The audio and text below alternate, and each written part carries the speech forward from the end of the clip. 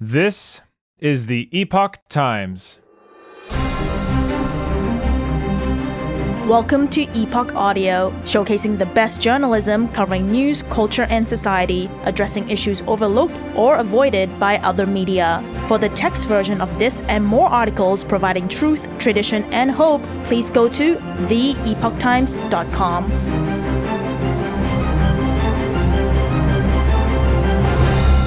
Unprecedented numbers of NYPD police flee force as crime continues to soar. By Matthew Lysiak. Record numbers of New York City Police Department officers have handed in their badges, raising concerns that residents of the nation's largest city could see already sky-high crime rates spiral further out of control.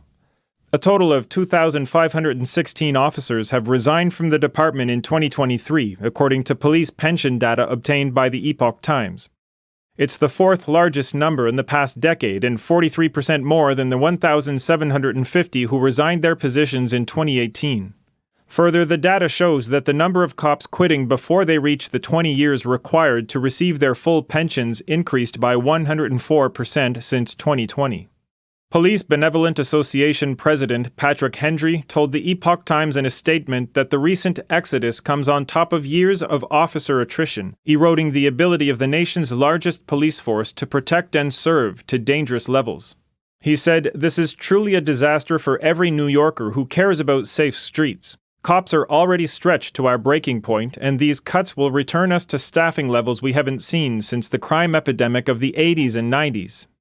Sources told the Epoch Times the city also plans to cancel the next 5 police academy classes, further decreasing New York's police force.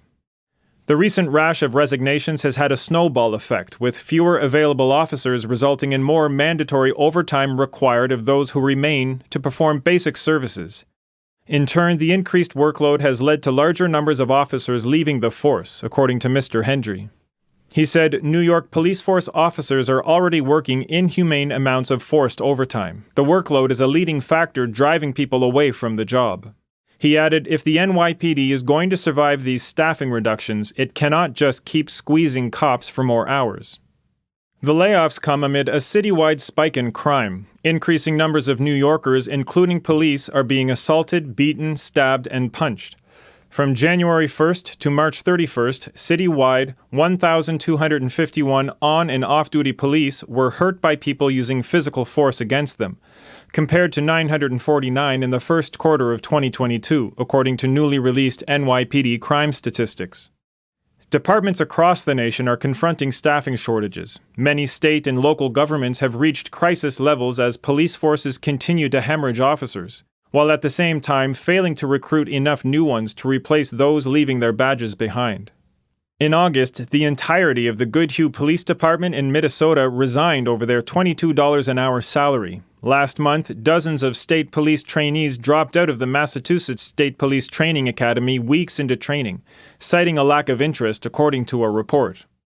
Major John Provost, the Deputy Division Commander of Training, told NBC Boston, "One reason that is jumping out for us for the 89th, and it's a statistically significant number, is that candidates that are resigning and telling us that this profession is just not something they're interested in doing anymore." Other agencies across the country, including in Seattle, Washington, Dallas, and Portland, Oregon, are all reportedly down hundreds of officers, putting further strain on existing staff. Overall, departments reported almost 50% more resignations in 2022 than they did in 2019, according to the Police Executive Research Forum. The report concluded that as a result, police agencies are lowering standards, including educational requirements and marijuana restrictions, in an attempt to boost eligible applicants.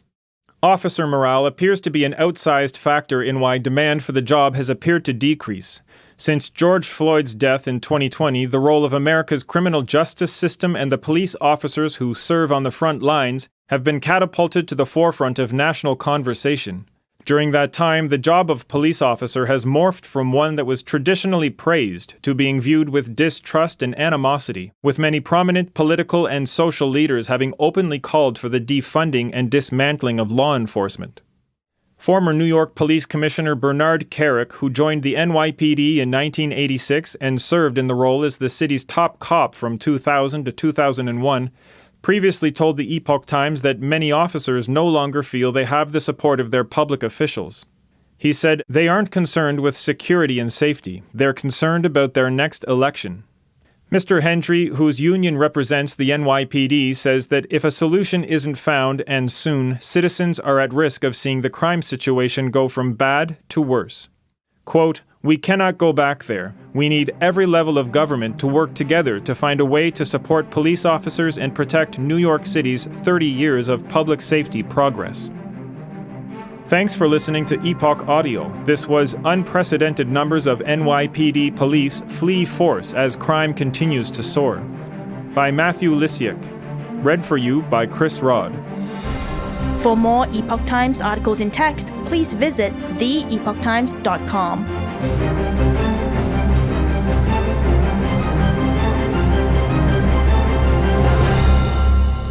This is the Epoch Times.